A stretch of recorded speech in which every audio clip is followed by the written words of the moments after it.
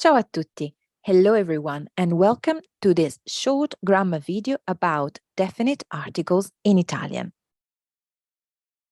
First of all, let's clarify that the English definite article the is translated into different definite articles in Italian according to the gender and the number of the noun that follows, like the example shows.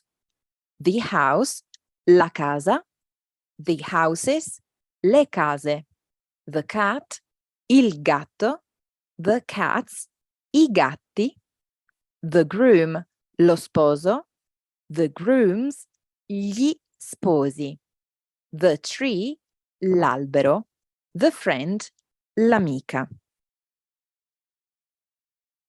So just to give you an idea, here's a chart of all the Italian definite articles based on the gender, whether it's masculine or feminine, and the number, whether it's singular or plural.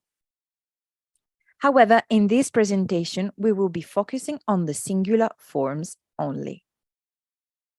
So as you can see, for the masculine forms, we've got three different definite articles: il, lo, and l'apostrophe. So when do we use these three forms? Easy. So il is used before nouns starting with a consonant, such as il ragazzo, il padre, il vino. We would use lo instead in front of masculine nouns starting with S plus consonant, like the example shows.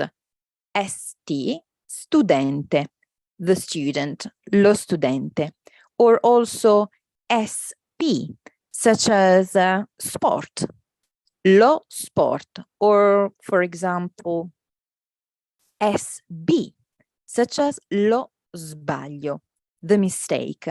We also use lo in front of nouns starting with GN, such as gnocco, lo gnocco, or PS, such as lo psicologo, the psychologist, or for example, X, lo xilitolo, or Y, lo yogurt, or Z, such as lo zaino, the rucksack.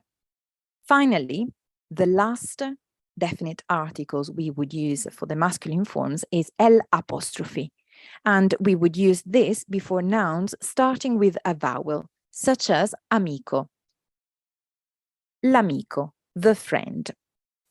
As for the feminine forms, we have two definite articles, la and l'apostrophe.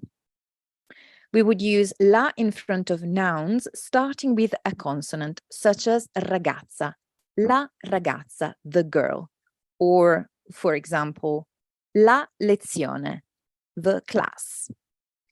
Or we would use instead l'apostrophe in front of nouns starting with a vowel, such as amica, the friend, l'amica. These are the articles for the singular forms. Take the quizzes included in this presentation to do some practice.